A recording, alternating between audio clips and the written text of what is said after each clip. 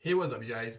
You know, ever since I finished the Twilight saga, I've just thought the world needs more Twilight, and I remembered that fanfiction exists. So today we're taking a deep dive into the depths of fanfiction.net. I'm pretty sure everyone's aware of that at some capacity. It's like the biggest fanfiction website on the internet. It's interesting. It's an interesting place.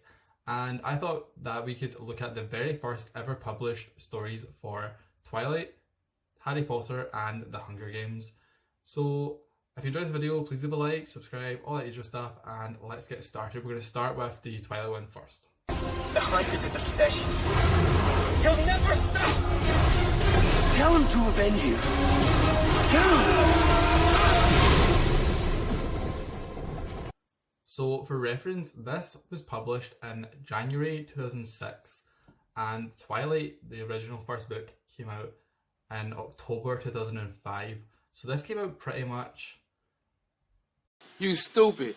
They're not. What's 9 plus 10? 21. You stupid.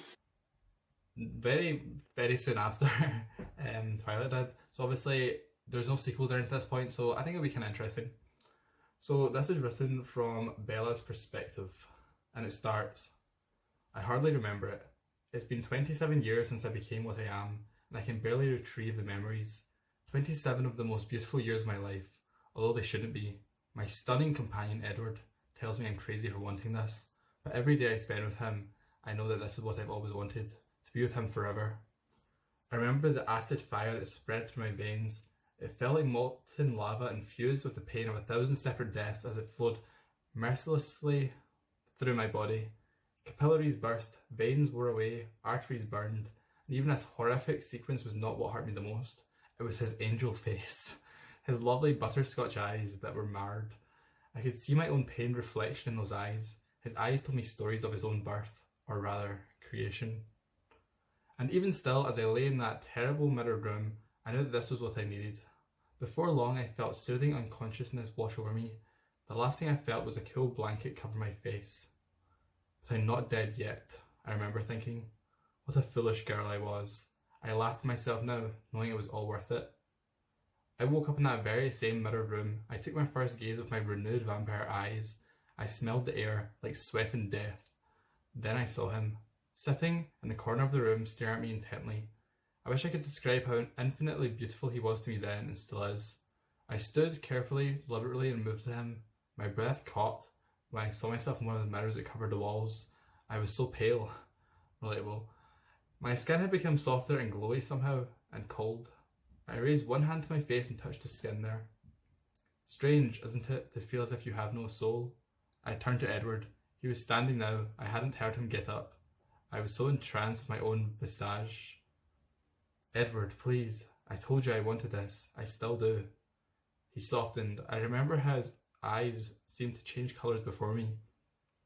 Okay, that's not Twilight specific. So this fanfiction is cancelled. I moved closer to him. To this day, I still don't understand how he still has the effect on me that he does. But before I knew what was happening, he had me wrapped in his cool arms. As a mortal, I always felt a chill in his embrace, but now as a vampire, I could stay there forever. That was 27 years ago. I still gaze into his glowing eyes with the same passion, the same fire I had when I first met him in biology that fateful day. My story can't be said to be your average love story, but it is, like every other, one about devotion to the very last day, the very last drop. I honestly think that's quite good, to be honest. Obviously it's happened, I'm assuming, in like an alternate timeline where, okay, spoilers for Twilight, at the end of the first book when James like attacks her, and then instead of Edward like sucking the venom out, he like lets her become a vampire. I'm assuming that's what's happened. I thought it was kind of good, actually. I was expecting it to be more cringe. I don't have much else to say. I quite enjoyed it. This was written by Topaz and Debussy. Okay. Yeah. Let's move on to the next one, because that was okay, actually. This is a good start. I think it is clear that we can expect great things from you.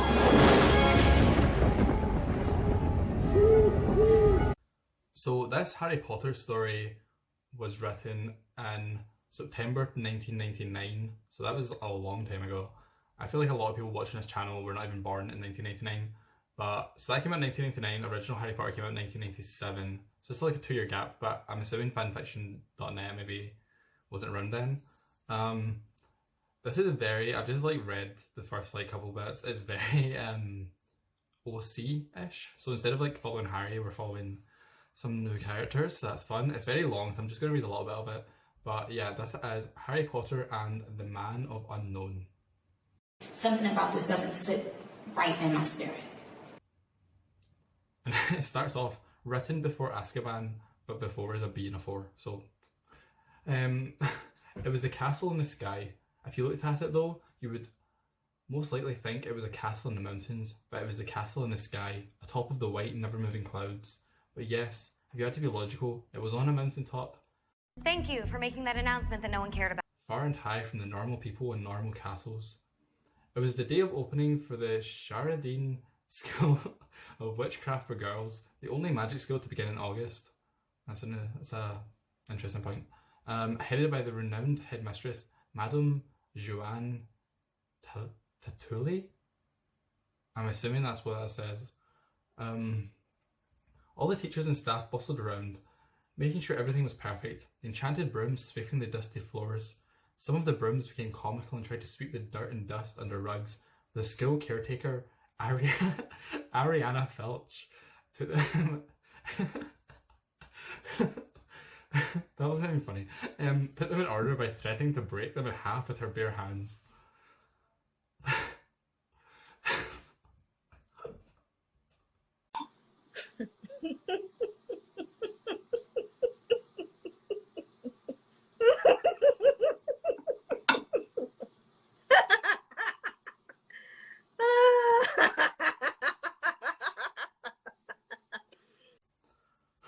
Professor Irwin, a voice called, magically echoing throughout the whole castle. Professor sighed and picked himself up from his desk in his classroom for transfiguration. His black robe swept across the floor and he hurried through the corridors to the front hall. When Professor Irwin emerged in the front hall, he stopped dead. A black-haired woman wearing long emerald robes, looking very grave and sombre, stood at the front door to the castle. Madame Tatuli stood next to the woman, the same look in her face. Professor? Irwin asked with a touch of shrillness to his voice. He touched his throat nervously, a habit of his whenever he thought there was something wrong. Professor McGonagall. Woo! We love Professor McGonagall. Professor McGonagall was silent for a moment in hesitation that Professor Irwin did not like at all. Thomas, I have terrible news. Professor McGonagall was suddenly at a loss for words and looked down. What is it, Minerva? That's me trying to do a stutter. Call the police. We need to call the police. Professor Irwin stammered, knowing immediately that something was wrong. He touched his throat again and stroked it, as if he was starting to feel very sick. Professor McGonagall wouldn't look up, seeming both distressed and abashed. Madame Tatuli took a step forward and gulped. James and Lily Potter are... What? Professor Irwin croaked, his throat suddenly hoarse. Are dead. And who do you think you are? What? Irwin cried, having to steady himself against the old wooden wall. His knees shook violently. Is this a joke? He demanded. McGonagall looked at him and shook her head. No, Thomas, she said softly. What? How? Irwin stammered, forcing back tears. Professor, McGonagall hesitated again. Voldemort. Everyone has a stutter in a story. Voldemort, Thomas. It was Voldemort.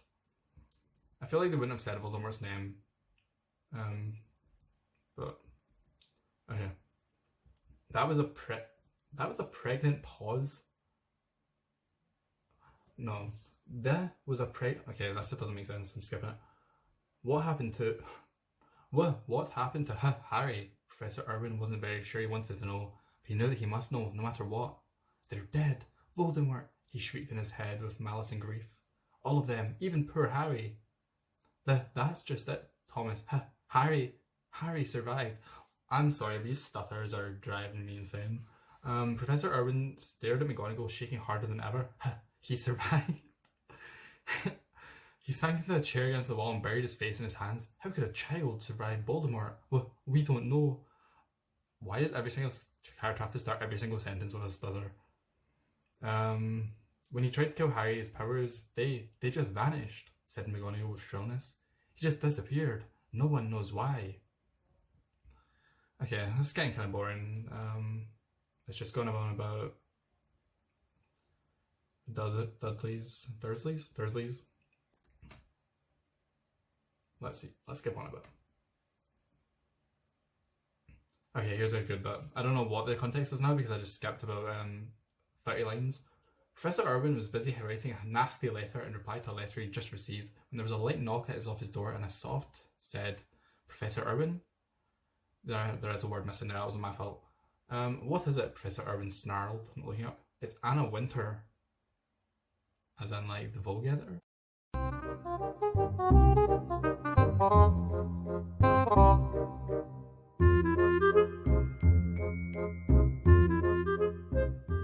Professor Irwin came a soft cold. The door pushed open. Hey, Bo. Hey, girl. Hey. Hi. Miss Winterbourne, sorry, it's Miss Winterbourne. Miss Winterbourne, said Professor Irwin, not looking up from his letter. I didn't see if you'd come in, did I? Leave before I look up. I look up and you won't be punished. Okay, I can't deal with this anymore. That's the gist of it. That's the first Harry Potter fanfiction on fanfiction.net. Personally, I prefer the Twilight one. This school for girls, I don't know what. I don't know. Let's just move on to the Hunger Games because I'm not very impressed with this one. 5, 4, 3, 2, 1.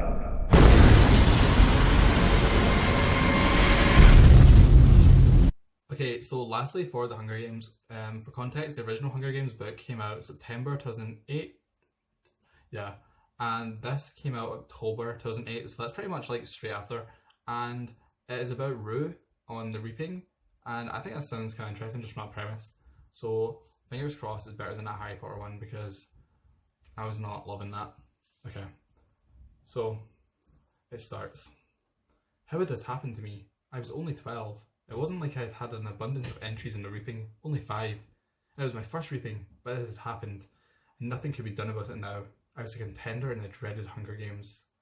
That morning I had woken up to the laughter of the 3 youngest of my little siblings, Rani, Bryony, and Cedric. My parents were obviously already up because my brothers and sisters hated to be awake when they weren't. It was just like any other day, if it wasn't the Reaping. Uh-oh. And in the years past, I had not been old enough to be entered in the Reaping, thankfully, so my family and I would go down to the square wondering who would be picked, but not as worried as the families of the potential tributes. But now, even though they tried to be cheerful, I'm slowly losing the ability to read, apparently. My parents and the 2 siblings that were old enough to understand the terrible concept were terrified for me. I was only supposed to be entered once. My family's been very hungry lately, and I had to take on at least 4 Tesserae. We had gotten them a few days before. Surely you could have held on for a couple more days if you were, like, right before it. Okay, her fault. Kind of, that's nasty. I'm just going to skip a little bit here because it's boring. Okay, so I've skipped quite a bit because it was just kind of like not that interesting, but it was well written. So basically, Rue and his siblings are at an orchard. They're picking some fruit. Thresh has just been introduced to her, which is pretty lucky timing. And Bryony says, "We have to leave." I nodded. "Yes, Bri," I said. "It's time for the Reaping." And then there's some X's, which I'm assuming means like.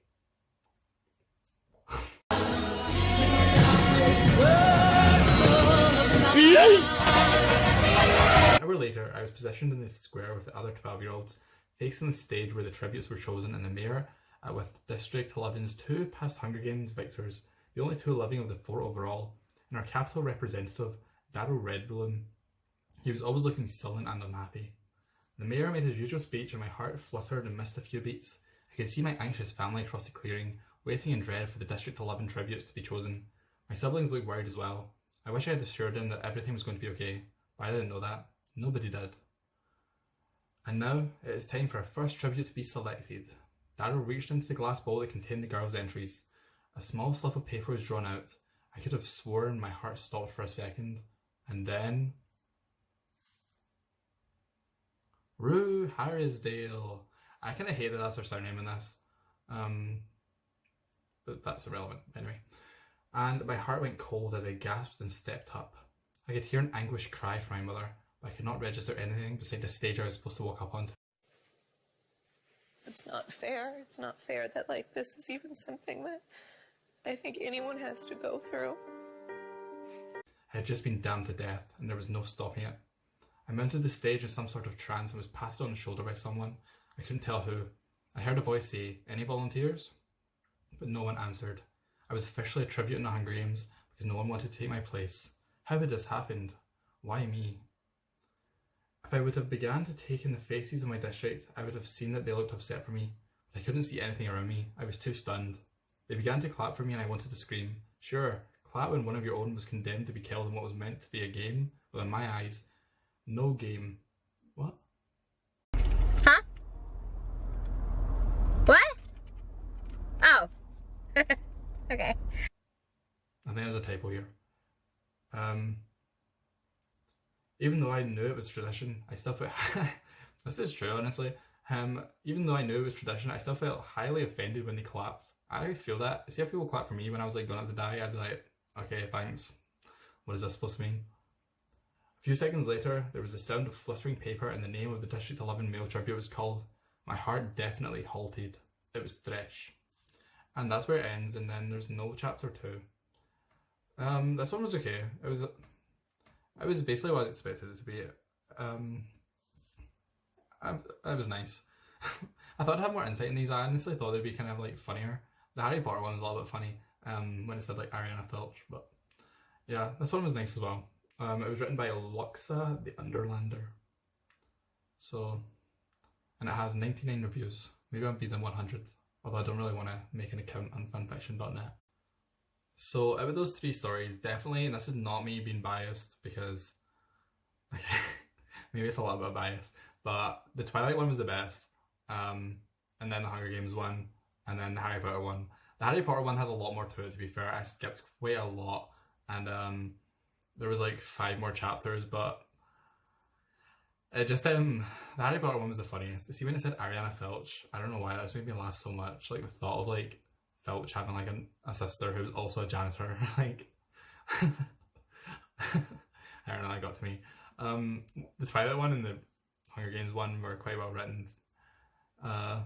Yeah, I honestly thought these would be a little bit funnier, but that's what you get. These are the official first ever fanfiction stories for Twilight, the Hunger Games, and Harry Potter.